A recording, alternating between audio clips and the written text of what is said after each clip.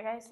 Hey guys, So we're just jumping on. Why am I so tall? because you like to Oh, I be put my chair up. you like to be bigger than me, um, so you think no, you think nobody's bigger than me? You think you're a big lad? You walk around with micros under your arms like I that. do fucking widescreen TVs. So what was the question you were going to answer? Somebody asked in your Yeah, group. somebody was asking. Well, it's not just in the group. I was asked the question, and then a few people have messaged the same. So it's how do you stick to your diet, or how would you adhere to your diet? Especially now we're in the new year, new me. Everybody wants to jump on the bandwagon, I suppose, which isn't a bad thing. It's pretty good, get the get the health back on track. So I think too from COVID, everyone just finds it hard to get back into routine, especially if you were into training before.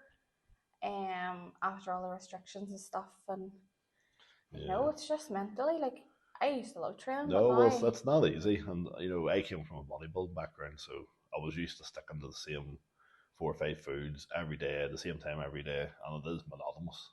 I don't do it now. There's easier ways to do it, and you don't have to if you're not competing. But what I would say is the main thing: make sure your diet is sustainable. If it's really strict, it's really bland, you aren't going to stick to it. You'll do it for 2 or 3 days.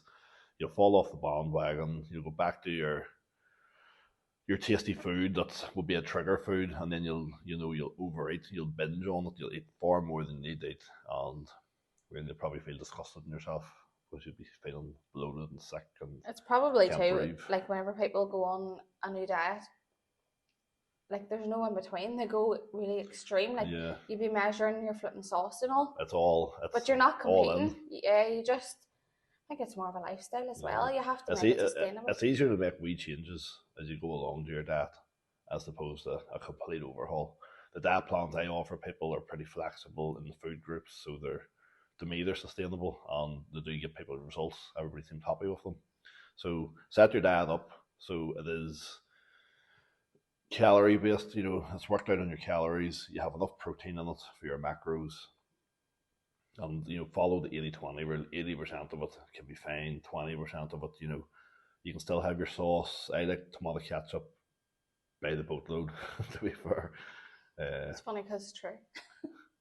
Bottles of it, so you can still have things like that to make your food tasty. You can still have a couple of digestive biscuits for your cup of tea if that's what you want to have. Just work them into your diet. Use MyFitnessPal to track your calories and see where you are. If you want to, whatever calories you're on, take 100 calories off it per day. That'll allow you 500 calories more at the weekend. So your weekly calories are still the same. You can go out and have your Chinese. You can have your Ben and Jerry's or whatever it is you want at the weekend without being way over your calories. You'll still be in a calorie deficit, which means you'll still get fat loss. It's true. But avoid your trigger foods.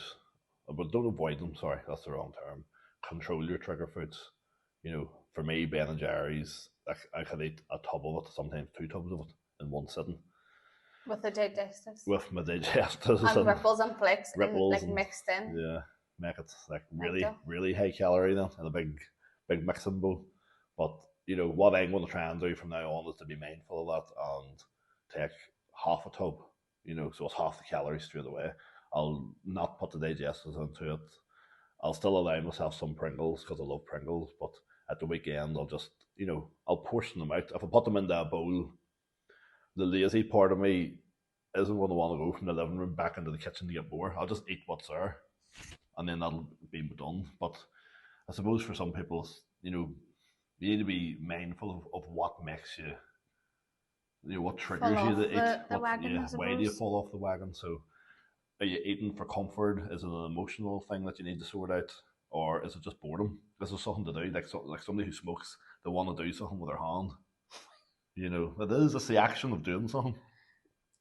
So try to be mindful of But then smokers, when they quit too, they always say they snack a lot, actually. So I suppose you're right. People who quit smoking always seem to you're like filling the void. You put see, on weight because they're snacking instead. So if you are somebody like that, try to realize that how long I sit down to watch Coronation Street or EastEnders, and I generally eat. If that's you, maybe don't eat your Pringles for talk's sake. Look at I don't know, there's other types of crisps that are like 70 calories. You could snack on a bag of them. Quavers. I love quavers. And Quavers, there skips. you go, or skips. Although you only get like You three know, skips in the packet now. well, it's still giving you something to do to occupy your hand and your mouth. So you're not eating as many calories, and you could work that in. That's workable. You can work that into your diet plan. Mm-hmm. You can't work a tub of Pringles in. I wish you could. And Chinese and McDonald's, but you plan them meals, And that's it. and that's it. Any questions? Sounds at the end.